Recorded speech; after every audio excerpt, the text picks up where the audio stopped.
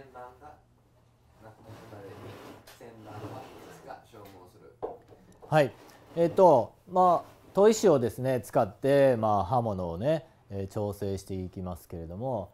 基本的に旋盤っていう砥石を使ってですね、刃の形をね、作っていきます。で、刃の形を作るのにですね、結構時間がかかりますんで、旋盤っていう砥石をね非常にたくさん使います。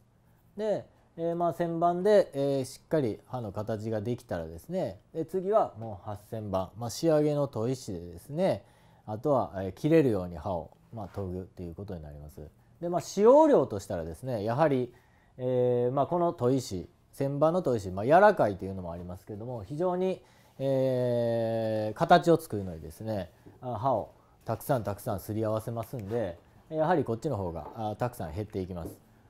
ですんで、これを1個使い切るまでに、これを3つぐらい使うかなというぐらいの感じ、もしくはこれを1つ使うのに2つぐらいね、使うかなという感じで、思ってもらったらいいかなと思います。